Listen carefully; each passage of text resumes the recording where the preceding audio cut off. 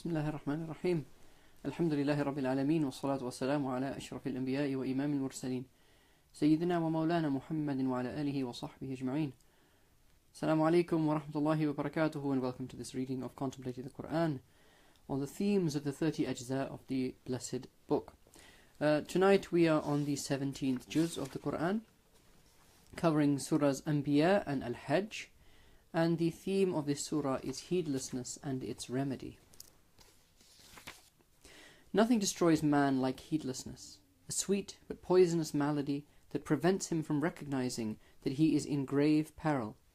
For the reckoning draws nigh, and soon he will stand before the King of Kings, as mentioned in the first verse of Surah Anbiya. Heedlessness fills the heart with negligence and the soul with vain glory, as in verse 3.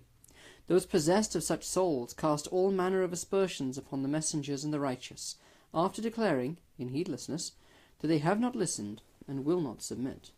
That's verse 4.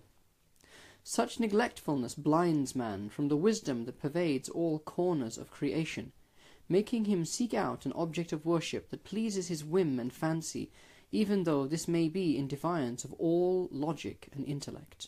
That's verses 16 to 22.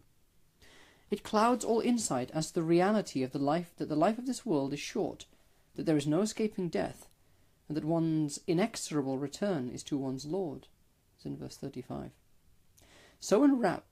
One so enwrapped in heedlessness cannot be awoken except through lordly warnings, such as about, firstly, the reality of death and the day of judgment, so as to stir him from his slumber, for one can neither avert it nor be granted respite from it. The scales of balance will be raised, and no soul will be wronged in the slightest. That's verses 40 to 47. Lending one's ear to the messengers, their words, teachings, reports, and their inward disposition of turning to God in every matter. The first half of Surah Al-Anbiya in this part presents the narrations of Abraham, Lot, Noah, Solomon, David, Jonah, Job, and Zechariah, or Ibrahim, Lut, Nuh, Sulaiman, Dawood, Yunus, Ayub, and Zechariah, and exhorts one to make haste in following them, clinging on to these lifebuoys, that they might be saved from drowning in a sea of heedlessness, as in verse 92.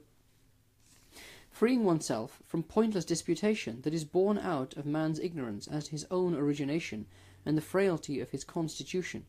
The cure for this is clear-minded reflection on the nature of existence and its creation from naught. For such argumentation is one of the least appealing of man's qualities, as in the beginning of Surah Hajj. Fourthly, revering the manifest signs of God, that one might thereby cure the heart of its sicknesses, as well as sincere turning to God in every affair, adhering to his commandments, such as prayer and charity, and enjoining good and forbidding evil. Mindfulness, fifthly, careful reflection, and self-admonition as to the fate of those heedless people who came before, as mentioned in verses 46 to 51, and upon seeing the ultimate end of those who denied, disavowing all denial. Sixthly, clear acknowledgement of human weakness, and equally clear avowal of one's worshipfulness to God alone, for human beings are unable to accomplish anything in reality, not even the creation of a gnat, as in verse 73.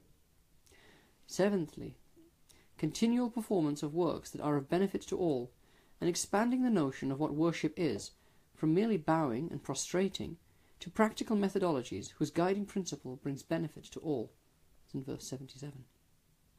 In doing so, lastly, one is following the way of Abraham the friend, and establishing the conditions by which one might be a witness over mankind. For how can one claim this who does not fulfill their obligations, restore the earth to goodness, and hold fast to God, the protecting Lord and succor? That's verse 78, and we finish with that inshallah for tonight. May Allah make it easy for you, make us able to reflect on these words, may preserve us from heedlessness, and fill our hearts with the state of heedfulness of our Lord. Sallallahu ala Sayyidina Muhammad wa ala alihi wa sahbihi ajma'in bi rahmatika ya arhamar rahimin. Assalamu alaikum wa rahmatullah.